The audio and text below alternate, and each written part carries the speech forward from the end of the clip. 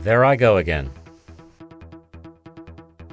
dropping into that black hole one more time.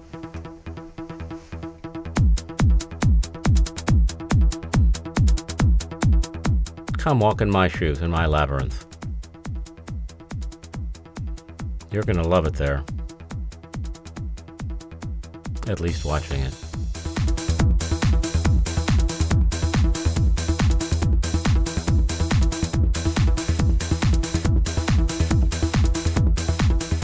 All these strange shapes, all these staring eyes.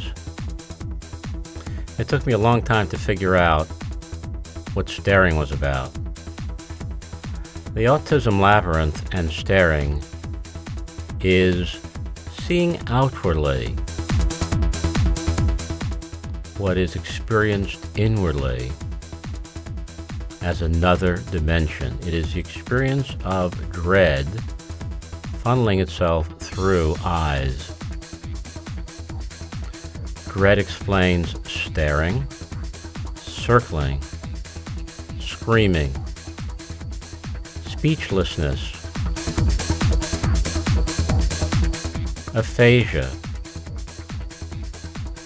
echolalia, echoing sounds. Why would anyone hear an echo?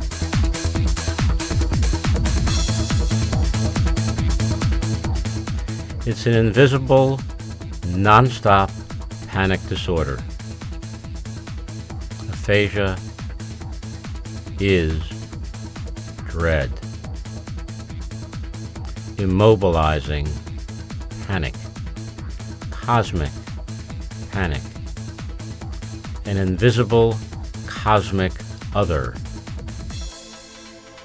The confusion of inner and outer worlds with no boundaries. It's an invasion.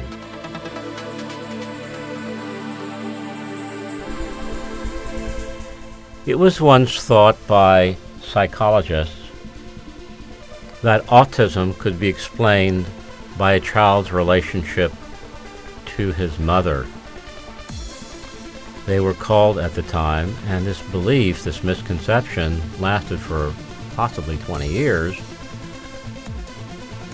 They were called refrigerator mothers. I will now offer my explanation for what a refrigerator mother is, and for what the savant condition is of memorizing, not feeling. A refrigerator mother is the ideal but inability to experience the ideal mother in a parallel world. It is a death mother for sure, and it's a very cold place. When an autistic child looks out, he does not see his mother. He sees the eternal mother.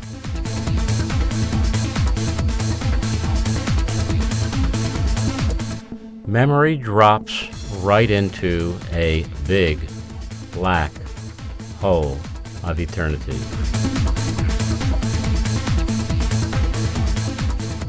Savant memory can be explained as the compensation, the making up of. Memory to replace feelings and sensations.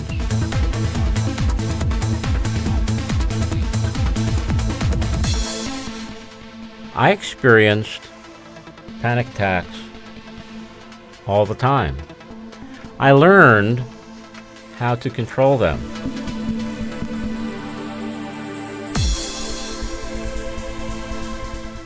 But I could only control them in some situations in a moment-to-moment way, and not all situations.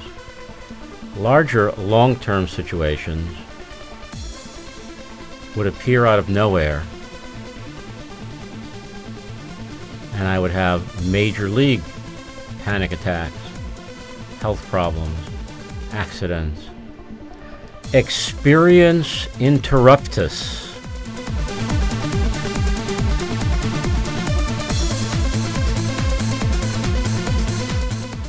Nothing works right syndrome.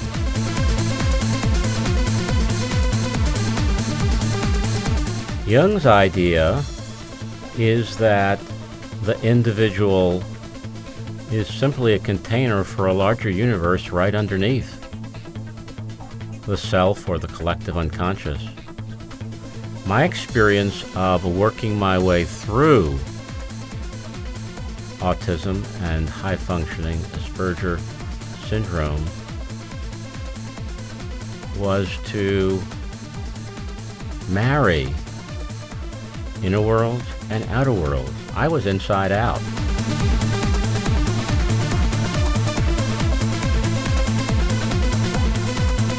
It took me more than a decade of watching, becoming doctor to my own patient, my own autism labyrinth acted out in day-to-day situations once I decided I was going to let it all hang out.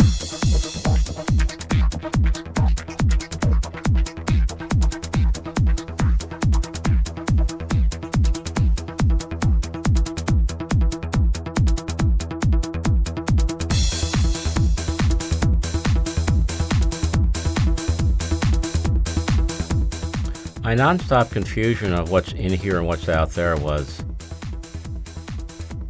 a daily event of my life, sorting out the inner from the outer.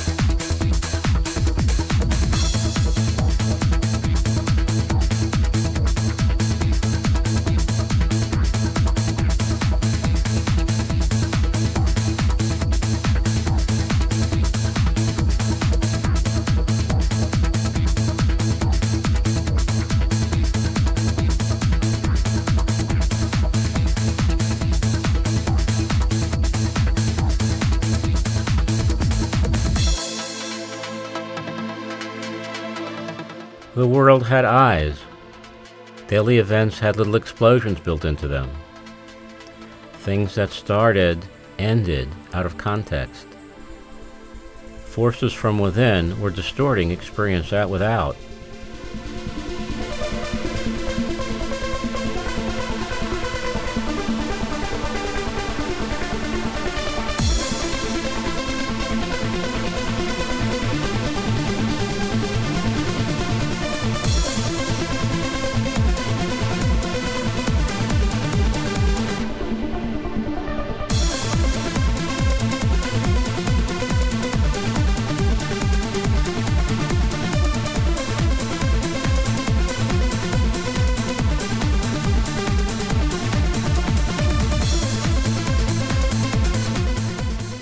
The ability to see my own labyrinth, the intuitions, seemed to come from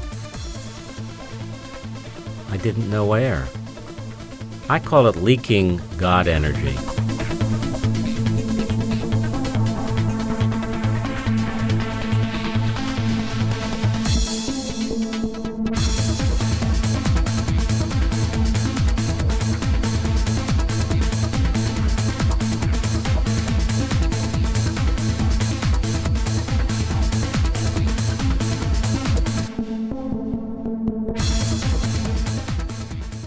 Rages and explosions and the causes of rages and explosions also had a certain pattern.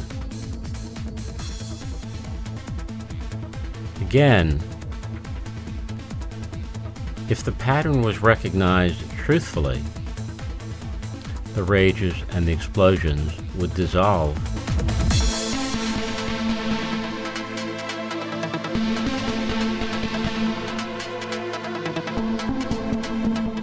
My body would get hot.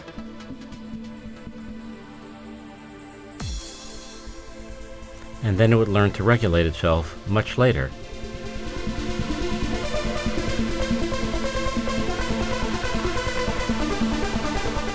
The autism labyrinth, the experience of autism, whatever form it is the experience of dread, it's cosmic panic disorder, it's cosmic shame that has no name.